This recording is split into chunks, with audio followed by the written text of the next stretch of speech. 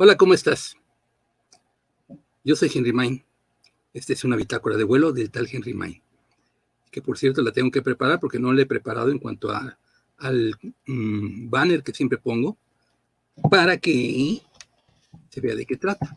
Así que sobre la marcha, y mientras te platico, lo voy a preparar. Te hago una pregunta. ¿En tu casa había libros de conocimiento cuando eras niño? ¿Cuando eras niña? ¿Te llamaban la atención si los había? Fíjate que en mi casa había muy poquitos libros cuando niño. ¿Qué diferencia ahora? Y toda mi casa está llena de libros. Pero entonces yo recuerdo que estaba una edición en 2 tomos del Quijote de la Mancha. Estaba también una edición del Antiguo Testamento y del Nuevo Testamento, desde la Biblia. Y estaba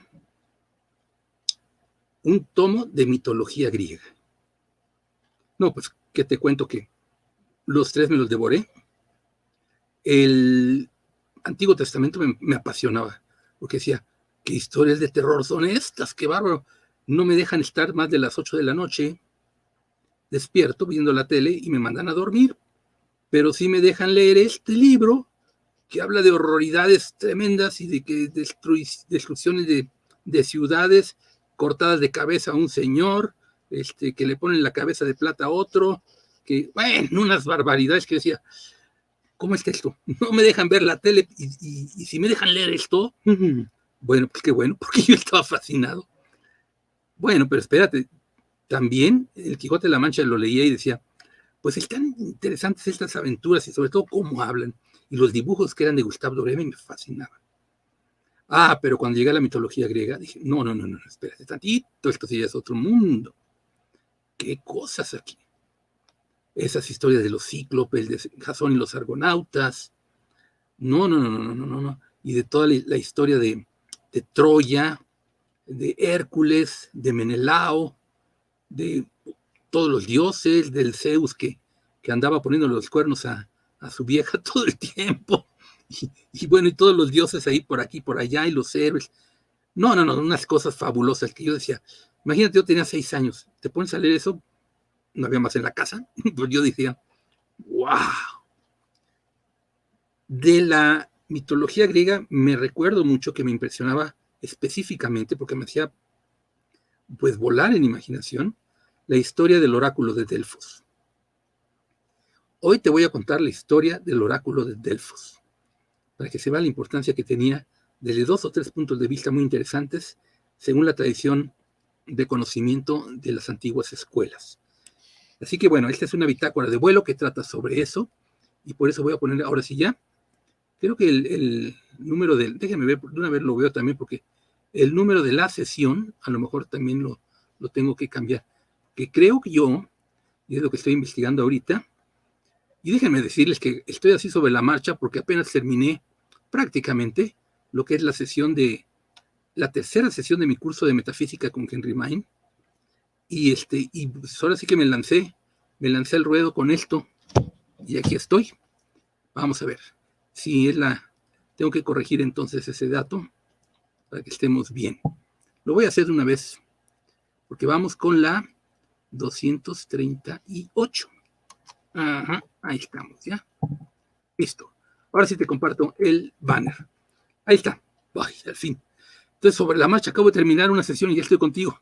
Bitácora de vuelo, capítulo 238, el oráculo de Delfos. ¿Listo? Entonces, ojalá que quieras comentar después al terminar la lectura y con gusto platicamos. Y si no, pues la bitácora dura poco. Dice así. El oráculo de Apolo en Delfos sigue siendo uno de los misterios sin resolver de la antigüedad. Según Alexander Wilder, su nombre deriva de Delfos, que significa vientre, y fue escogido por los griegos por la forma de la caverna y la abertura que conducía a las profundidades de la tierra. Esto nos dice que el oráculo de Delfos se llevaba a cabo en una caverna. El nombre original del oráculo era Pito, se escribe con TH, con Y, Pito, griega, claro, porque sus cámaras habían sido la morada de la gran serpiente Pitón, una criatura aterradora que había surgido sigilosamente del limo, que quedó al acabar el diluvio que había destruido a todos los seres humanos, menos a Deucalión y a Pirra. Apolo trepó por la ladera del monte Parnaso, dio muerte a la serpiente tras un combate prolongado y arrojó su cuerpo por la grieta del oráculo. A partir de entonces, la divinidad solar, que era Apolo Pitio, daba oráculos desde el conducto y compartía con Dioniso el honor de ser el patrono de Delfos. Cuando Pitón fue derrotado por Apolo, su espíritu permaneció en Delfos como representante de su vencedor, y con ayuda de sus emanaciones, la sacerdotisa lograba entrar en comunicación con el dios. Se suponía que los gases que salían de la grieta del oráculo procedían del cuerpo en descomposición de Pitón. El nombre de pitonisa o pitia, que se daba a la hierofante del oráculo, significa literalmente persona que ha entrado en un estado de arrebato religioso por inhalar gases de una materia en descomposición. También interesa destacar que los griegos creían que el oráculo de Delfos era el ombligo de la Tierra, lo que demuestra que para ellos el planeta era un inmenso ser humano. La conexión entre el principio de la revelación oracular y el significado oculto del ombligo es un secreto importante que tiene que ver con los misterios antiguos. Sin embargo, el oráculo es mucho más antiguo de lo que indica el relato anterior. Es probable que los sacerdotes inventaran esta historia para explicar los fenómenos a aquellos curiosos a los que no consideraban dignos de aclaraciones con respecto a la verdadera naturaleza esotérica del oráculo. Algunos creen que la grieta délfica fue descubierta por un sacerdote, pero la cueva era sagrada desde que se tienen registros históricos, y acudían personas de todas partes de Grecia y de los países vecinos para interrogar al demonio que vivía en aquel conducto que parecía una chimenea. Los sacerdotes y las sacerdotisas lo protegían celosamente y servían al espíritu que moraba en su interior, e iluminaba a la humanidad gracias al don de la profecía. La historia del descubrimiento original del oráculo es más o menos como sigue. Fíjense la historia. Sorprendía a los pastores que cuidaban a sus rebaños en la ladera del monte Parnaso la manera en que retozaban las cabras cuando se acercaban a un gran abismo situado en su ramal sudoeste. Ahí van las cabras, brinque, brinque, brinque, brinque, brinque, aunque no eran retobonas, nada más eran brincadoras. Los animales brincaban como si quisieran bailar y emitían extraños gritos que no se parecían a nada oído hasta entonces. Al final, deseoso de conocer la causa de aquel fenómeno, uno de los pastores se acercó curioso al conducto del cual salían unos gases nocivos, y de inmediato se apoderó de él un éxtasis profético. Se puso a bailar desenfrenadamente, a cantar como si fuera dama argentina que baila reggaetón, a farfullar sonidos inarticulados y a predecir el futuro. Otros se acercaron a la grieta y les pasó lo mismo. La fama del lugar se difundió y muchos se acercaron a conocer el futuro mediante la inhalación de los gases pestilentes, que los ponían eufóricos hasta llegar casi al delirio. Algunos de los que iban, como eran incapaces de controlarse y como temporalmente tenían una fuerza de locos, se soltaban bruscamente de aquellos que pretendían contenerlos. Saltaban por la abertura y morían. Bueno, para evitar que otros hicieran lo mismo, se levantó un muro alrededor de la grieta y se nombró a una profetisa para que actuara de intermediaria entre el oráculo y los que acudían a formularle una pregunta. Según los expertos posteriores, se colocó encima de la hendidura un trípode de oro, adornado con tallas de Apolo y con la forma de Pitón, la gran serpiente, sobre el cual se dispuso un asiento preparado especialmente, construido de tal modo que aunque uno estuviera bajo los efectos de los gases del oráculo, no pudiera caerse fácilmente. Justo antes de esta época se había difundido la versión de que los gases del oráculo se desprendían del cuerpo en descomposición de Pitón. Es posible que el oráculo revelase su propio origen. Al principio y durante muchos siglos se consagraron doncellas vírgenes al servicio del oráculo. Las llamaban faebades o pitias y constituían la famosa orden de las llamadas pitonisas. Es probable que se escogiera mujeres para recibir los oráculos, porque su naturaleza sensible y emocional reaccionaba antes y de forma más completa a los gases del entusiasmo, así le llamaban. 3 días antes del momento establecido para recibir las comunicaciones de Apolo, la sacerdotisa virgen comenzaba la ceremonia de purificación. Se bañaba en el pozo de Castalia, ayunaba y solo bebía agua de la fuente de Casotis, que llegaba al templo mediante tuberías ocultas, y justo antes de subir al trípode, mascaba unas cuantas hojas de laurel sagrado. Se ha dicho que el agua contenía drogas alucinógenas o que los sacerdotes de Delfos eran capaces de fabricar un gas estimulante y estupefaciente que conducían por tuberías subterráneas y soltaban en el hueco del oráculo, varios metros por debajo de la superficie. De todos modos, ninguna de estas teorías se ha podido demostrar, ni tampoco explica de ninguna manera la precisión de las predicciones, que eso es lo que verdaderamente importaba. Cuando la joven profetisa finalizaba el proceso de purificación, la vestían con vestiduras santificadas y la conducían al trípode sobre el cual se sentaba en medio de los vapores nocivos que surgían de la enorme grieta. Poco a poco, a medida que iba inhalando los gases, se producía en ella una transformación, como si hubiese entrado en su cuerpo un espíritu diferente. Forcejeaba, se rasgaba las vestiduras y prorrumpía en gritos inarticulados. Imagínense eso. ¡Wow! Todo un espectáculo, caramba. Al cabo de un rato, dejaba de forcejear. Cuando se calmaba, parecía apoderarse de ella una gran majestuosidad. Ándale el cambio, ¿eh? Y con los ojos fijos en el espacio y el cuerpo rígido, pronunciaba las palabras proféticas. Por lo general, las predicciones se hacían en forma de hexámetros, pero las palabras solían ser ambiguas y a veces ininteligibles. Cada sonido que emitía y cada movimiento de su cuerpo eran registrados meticulosamente por los 5 Osii, u hombres santos, designados escribas para conservar todos los detalles de cada adivinación. Los Osii eran nombrados de por vida y se elegían entre los descendientes directos de Decaulión. Si hubieran tenido grabaciones de video, pues, hubiera sido más fácil, pero bueno. Después de dar el oráculo, la pitonisa volvía a forcejear y el espíritu la abandonaba. A continuación, la transportaban o la ayudaban a ir a una cámara de reposo, donde permanecía hasta que se le pasaba el éxtasis nervioso. Qué manera de decirlo, éxtasis nervioso. Jámblico, en su disertación sobre los misterios egipcios, describe que el espíritu del oráculo, un demonio abrasador, tal vez el mismo Apolo, se apoderaba de la pitonisa y se manifestaba a través de ella. Pero la profetisa de Delfos, ya sea que diese oráculos a la humanidad por medio de un espíritu atenuado y exaltado que estallaba desde la entrada de la caverna, o que sentada en el aditum sobre un trípode de bronce o sobre un taburete de 4 pistas se consagrase a Dios, en cualquiera de los dos casos se entrega por completo a un espíritu divino y es iluminada por un rayo del fuego divino. Y cuando el fuego que sube desde la boca de la cueva le confiere circularmente una abundancia serena, ella se llena de un esplendor divino.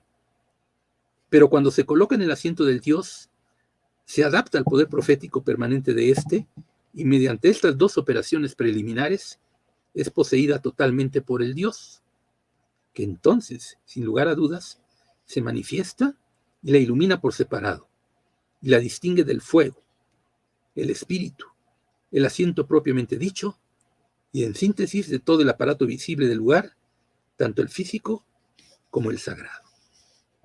2 párrafos me quedan más, pon atención a esto. Entre las celebridades que visitaron al oráculo de Delfos figuran el inmortal Apolonio de Tiana y su discípulo Damis. Él hizo sus ofrendas y tras ser coronado con una corona de laurel y recibir una rama de la misma planta que la llevara en la mano, rodeó la estatua de Apolo que había delante de la entrada de la cueva y por detrás de la estatua descendió al recinto sagrado del oráculo. La sacerdotisa también llevaba una corona de laurel y la cabeza envuelta con una cinta de lana blanca. Apolonio preguntó al oráculo si las generaciones futuras recordarían su nombre. La pitonisa respondió que sí, aunque declaró que siempre sería calumniado. Apolonio se marchó de la caverna enfadado, pero el tiempo ha demostrado la exactitud de la predicción, porque los primeros padres de la iglesia perpetuaron el nombre de Apolonio, como el anticristo. ¡Qué cosa, pues! Y termina esto diciendo: los mensajes que transmitía la profetisa virgen se entregaban a los filósofos del oráculo, cuya función consistía en interpretarlos y aplicarlos. Las comunicaciones se enviaban entonces a los poetas, que de inmediato las convertían en odas y en poemas líricos que expresaban con exquisitez las declaraciones que supuestamente había hecho Apolo y las ponían al alcance del pueblo. Bueno, era la manera en que se conservaba el conocimiento que se transmitía por medio de la pitonisa, la sacerdotisa de Apolo, que era el oráculo propiamente de Delfos.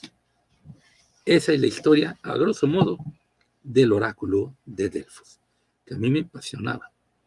Cuando yo veía eso y se decía que iban los grandes a consultarla y les decían cada cosa, algunos salían muy contentos, otros no tanto, como aquí se vio en esta historia. Pero vamos, para mí era atrayente que alguien pudiera predecir lo que iba a pasar. Bueno, los poderes de cada quien y los dones de cada uno, ahí eran propiciados por, parece ser, los gases que salían de la cueva, que inducían al éxtasis. Pero ven, en Lemdu tenemos personas que tienen ese don así de grande y no necesitan de gases malolientes para que entren en éxtasis de profetía o de canalización. Ya imagino poniendo a Mayurizen ante un gas maloliente para que nos transmite el mensaje de los maestros. Va a resonar, la primera va a salir corriendo y decir: ¿qué oráculo ni qué oráculo de Delfos? Quédense con su oráculo de Delfos, yo así no le hago. Pero bueno, ellas se lo aguantaban, las profetisas, las pitonitas, las que profetizaban. Ok, es un poquito de sentido humano al final. Vamos a ver ahora los comentarios, si es que alguno tengo de parte de ustedes. Acuérdense que dura la bitácora tanto como los comentarios haya, ¿eh? O las preguntas o los saludos. Bueno, pues vamos a ir entonces a ellos. Tenemos por aquí arriba, primera que nada, a Almapa. Buenas noches, director, aquí muy atenta esperando. Qué bueno, entonces estabas desde que venía el conteo final. Gracias, espero que te hayas quedado toda la bitácora. Me parece a mí un tema interesante. Gracias por estar nuevamente. Nachito Romero, buenas noches a todos. ¿Cómo estás, Nacho? ¿Bien? Hombre, maravilloso. Qué bueno que estás por acá. Almita vuelve a escribir y dice: sí, había libros y me encantaba leerlos. Qué bueno, te pasó así como a mí. Quizás tenías más que yo no tenía 3. Pero con eso sí sé todo el mundo, fíjense. Luego viene Adrianita Belenda. Dice: muy buenas noches, Henry May. Hola, Adrianita, ¿cómo estás? Gracias por estar aquí. Buenas noches. Luz Maud, hola, ¿cómo estás? Bonita noche, mi querido maestro. Pues sí, fíjate que estuvo bonita porque además tuve sesión, la tercera sesión del curso de Metafísica con Henry May. Hablé y hablamos sobre la tabla esmeralda. Bueno, si dura una hora y media la clase, duró esta vez 2 horas y cuarto, porque nos apasionamos. Salió muy interesante el tema para todos y pues abundamos. Yo pedí permiso de abundar, les dije: si quieren, les sigo un poquito. Y me lo dieron el permiso, me tomé el permiso y pues ahí vamos. Muy interesante la plática. Hoy estuvo muy interesante. Ya ven, de ahí me vine para acá. Así que todo bien, Luzmaud. Se me hace que Laurel era ayahuasca. Sí. Otros dicen, sin embargo, que era cornezuelo del centeno lo que propiciaba el éxtasis en la pitonisa. El cornezuelo del centeno es una especie de hongo, pues, un hongo que le crece al centeno. Así como aquí al maíz le crece un hongo con el que hacemos una deliciosa comida, el chahuizcle le decimos, allá al centeno le crece un hongo también y le dicen cornezuelo, el cornezuelo del centeno. Ahora, ¿quieren que le diga más sobre el cornezuelo del centeno? Nada más una cosa más. Del cornezuelo del centeno se deriva y se puede derivar el LSD, el ácido dietilamida lisérgico.